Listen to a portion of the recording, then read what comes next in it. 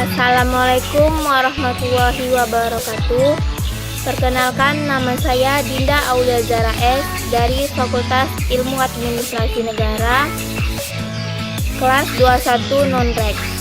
Di sini saya akan menjawab soal ujian akhir semester mata kuliah teori administrasi tentang teori kepemimpinan.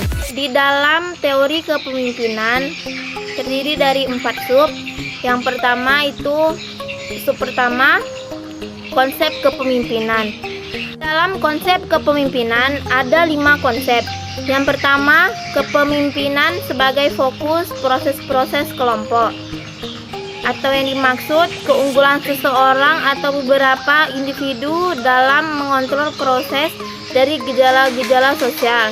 Yang kedua, kepemimpinan sebagai suatu kepribadian dan akibatnya, atau yang dimaksud pemimpin adalah seorang individu yang memiliki sifat dan karakter yang diinginkan oleh rakyatnya.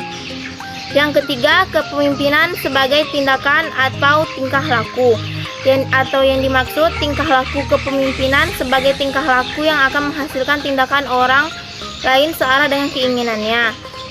Dan yang keempat, kepemimpinan sebagai bentuk persuasi, yang dimaksud kepemimpinan adalah pengelolaan manusia melalui persuasi dan inspirasi daripada melalui pemaksaan langsung.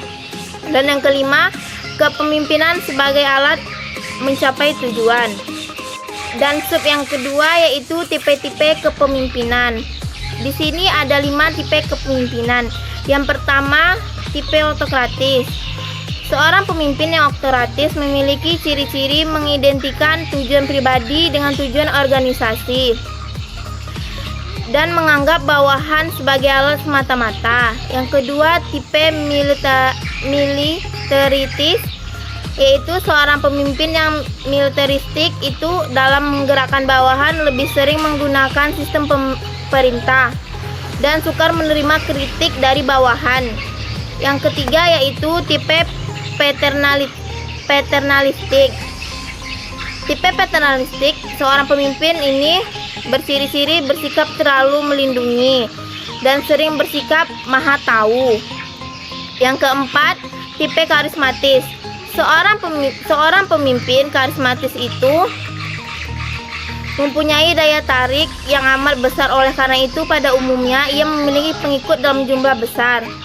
Dan yang kelima, tipe demokratis. Tipe demokratis itu selalu berusaha menyelaraskan kepentingan organisasi daripada tujuan pribadi. Dan sub yang ketiga yaitu gaya kepemimpinan. Gaya kepemimpinan terbagi 3. Yang pertama, gaya kepemimpinan autokratik. Gaya kepemimpinan autokratik itu menurut Sudarwan Danim pada tahun 2004 diartikan sebagai tindakan menurut kemauan sendiri. Setiap produk pemikiran dipandang benar, keras kepala, atau rasa yang keberterimaannya pada hal bersifat dipaksakan. Kepemimpinan autokratik disebut juga kepemimpinan otoriter. Dan yang kedua, gaya kepemimpinan demokratis. Gaya kepemimpinan demokratis itu menurut Miftah Toha pada tahun 2010 mengatakan gaya kepemimpinan demokratis dikaitkan dengan kekuatan personal dan keikutsertaan para pengikut dalam proses pemecahan masalah dan pengambilan keputusan. Dan yang ketiga, gaya kepemimpinan permisif. Gaya kepemimpinan permisif itu menurut Sudarwan Danim pada tahun 2004, pemimpin permisif merupakan pemimpin yang tidak mempunyai pendirian yang kuat, sikapnya serba boleh. Keempat yaitu teori kepemimpinan. Apa itu teori kepemimpinan? Teori kepemimpinan merupakan generalisasi dari perilaku pemimpin dan konsep kepemimpinannya dengan menitik beratkan pada latar belakang historis, sebab musabab munculnya kepemimpinan, sifat-sifat utama kepemimpinan. Teori dasar munculnya kepemimpinan menurut Syagian pada tahun 2004. Menurut Anoraga pada tahun 1995 terbagi 3, yaitu teori genetik. Merupakan bahwa pemimpin tidak dibangun, tetapi seorang akan menjadi pemimpin karena bakat yang dimiliki luar biasa, atau bisa dibilang seorang bisa menjadi pemimpin karena memang ditakdirkan menjadi pemimpin. Yang kedua, teori sosial.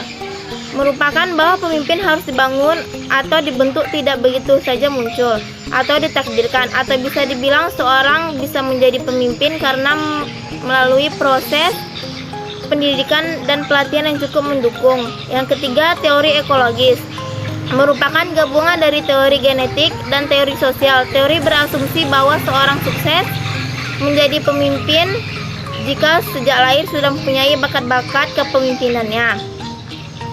Jenis-jenis teori kepemimpinan. Menurut Salusu pada tahun 1996 ada 8 jenis teori kepemimpinan, yaitu yang pertama teori besar, yang kedua teori sifat, yang ketiga teori lingkungan, yang keempat teori situasional pribadi, yang kelima teori psikoanalitik, yang keenam teori antisipasi interaksi, yang ketujuh teori manusiawi, dan yang terakhir kedelapan teori pertukaran. Dan di sini saya akan memberikan satu contoh tentang teori kepemimpinan. Di sini saya mengambil contoh menjadi seorang pemimpin di dalam sebuah perusahaan. Menjadi seorang pemimpin dalam sebuah perusahaan itu, pemimpin harus bisa bekerja sama dengan baik bersama pegawai yang ada di dalam sebuah perusahaan itu, supaya meningkatkan keharmonisan hubungan antara atasan dengan bawahan.